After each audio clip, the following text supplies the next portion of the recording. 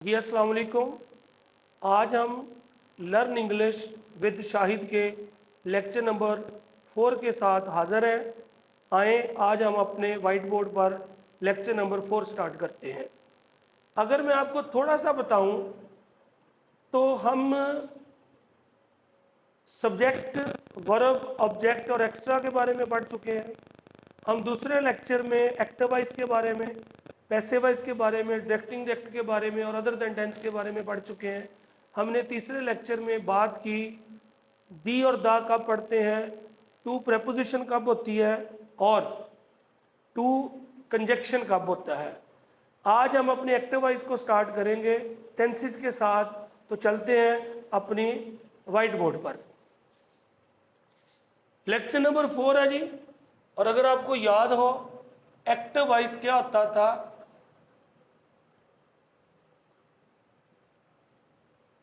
कि अगर किसी फिक्रे में काम करने वाला फाइल मौजूद हो, जिसे हम क्या कहते हैं, हम सब्जेक्ट कहते हैं। देखिए, इंग्लिश भी उर्दू और पंजाबी की तरह एक ज़बान है। हम जो चीज़ें उर्दू पंजाबी में बोल सकते हैं, लिख सकते हैं, सुन सकते हैं, वही हम इंग्लिश में बोल भी सकते हैं, सुन सकते हैं, लिख सकते हैं। जैसे हमारे ज़माने 3 हैं, जैसे हाल है, माजी है, मुस्तकबिल है। इसी तरह इंग्लिश में प्रेजेंट है, नंबर 1 प्रेजेंट। फिर पास्ट है जी, और फिर थर्ड वन है जी फ्यूचर। तो आज हम सबसे पहले बात करेंगे जी प्रेजेंट की और प्रेजेंट इंडेफिनिट। लेकिन फिर रिपीट करता चलूं, एक्टिव वॉइस चेक करें जी। एक्टिव वॉइस का हमारा स्ट्रक्चर स्टार्ट हुआ है, प्रेजेंट है, पास्ट है, फ्यूचर है। और आज हम बात करेंगे प्रेजेंट इंडेफिनिट की। तो प्रेजेंट इंडेफिनिट में जो सबसे पहले बात होती है, उसमें आपने चेक करना होता है शनाख्त, कि अगर फिक्रे के आखिर पर ता है आ जाए, टी है आ जाए, ते है आ जाए, ता हूं, ती हूं, ते हो। अगर किसी भी उर्दू के फिक्रे के एंड पर आ जाए ता है, या ती है आ जाए, या ते है आ जाए, ता हूं आ जाए, ती हूं आ जाए, या ते हो आ जाए, और इसमें काम करने वाला सब्जेक्ट भी मौजूद हो, तो बेटा जी उस फिक्रे को प्रेजेंट इंडेफिनिट एक्टिव वॉइस का फिक्रा कहते हैं। और दूसरा स्टेप है बनाने का तरीका। इसमें सबसे पहले आता है जी सब्जेक्ट। सब्जेक्ट के बाद इसमें आता है जी वर्ब, फिर आता है जी ऑब्जेक्ट, और फिर आता है जी एक्स्ट्रा, अजाफी। इसमें सबसे पहले आएगा फाइल, फिर इसमें आएगा जी वर्ब की फर्स्ट फॉर्म, फिर इसमें आएगा जी मफूल, और फिर इसमें जो अजाफी होगा। बस यहाँ पे आपने बात याद रखनी है, अगर काम करने वाला सब्जेक्ट वाहद हो, ही शी इट, तो वर्ब की फॉर्म के साथ एस या एस लगाना है। और अगर काम करने वाला सब्जेक्ट जमा हो तो फिर एस या एस नहीं लगाना। आई और यू के साथ भी आपने एस या ई एस नहीं लगाना। मिसाल के तौर पर देखें, अली कॉलेज जाता है। अली वाहद है, तो जब हम इसकी ट्रांसलेशन करेंगे, अली गोज टू कॉलेज। और अगर यही फिक्र होता हम कॉलेज जाते हैं, हम कॉलेज जाते हैं, तो फिर आएगा बेटा वी गो टू कॉलेज। और अगर कल वाले लेक्चर में मैं थोड़ा सा लेक्चर नंबर 3 का रिपीट करूं, तो देखे टू आ गया। अब टू से पहले देखे वर्ब है, टू के बाद नाउन है, इसका मतलब यहाँ पे टू क्या है, यहाँ पे टू प्रेपोजिशन है। अब फिक्रा देखे, अली गोज टू कॉलेज क्योंकि काम करने वाला वाहद है। यहाँ पे देखे हम कॉलेज जाते हैं, वी गो टू कॉलेज क्योंकि हमने गोज इसलिए नहीं लगाया कि यहाँ पे काम करने वाला जमा है।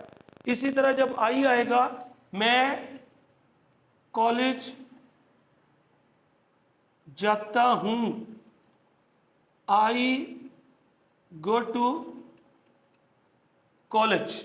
अब आई बेशक वाहद है, लेकिन इंग्लिश में आई को जमा तस्वर किया जाता है। इंग्लिश में आई को क्या समझा जाता है कि वो जमा है, इसलिए हम उसके साथ भी एस नहीं लगाते। फिर देखें जी, वो सच बोलता है, वो वाहद है, ही स्पीक्स दी ट्रुथ। तुम सच बोलते हो, तुम सच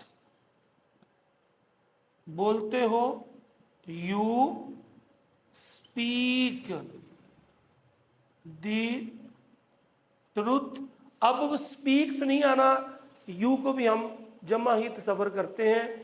जिस तरह बेटा जी ज़माने तीन है, प्रेजेंट, पास्ट, फ्यूचर, इसी तरह हर फिक्रे का चार हिस्से हैं। जैसे सिंपल, मैं कॉलेज जाता हूँ। सवालिया, क्या मैं कॉलेज जाता हूँ, क्या मैं कॉलेज जाता हूँ,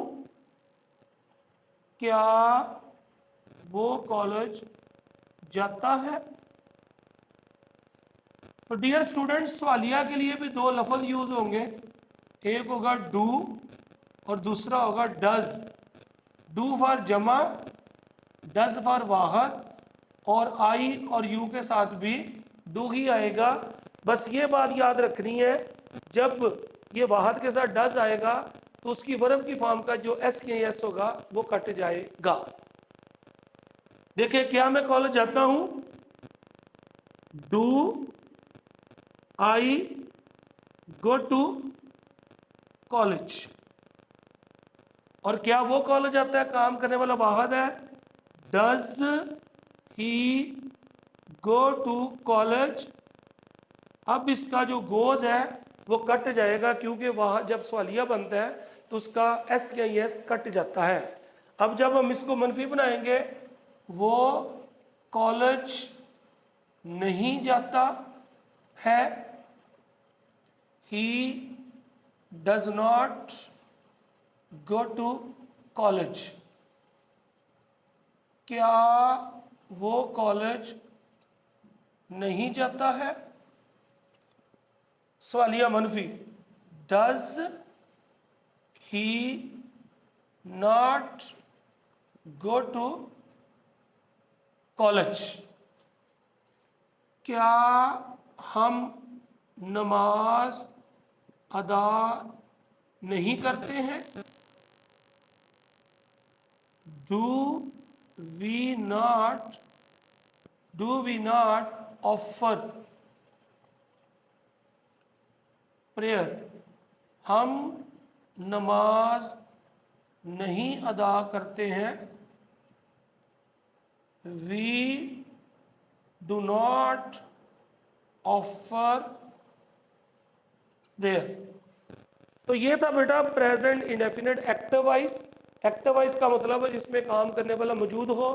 मैं आपको दोबारा रिपीट करता हूँ, आज हमारा लेक्चर नंबर 4 है एक्टिव वॉइस, और एक्टिव वॉइस में आज हमारे पास है प्रेजेंट इंडेफिनिट।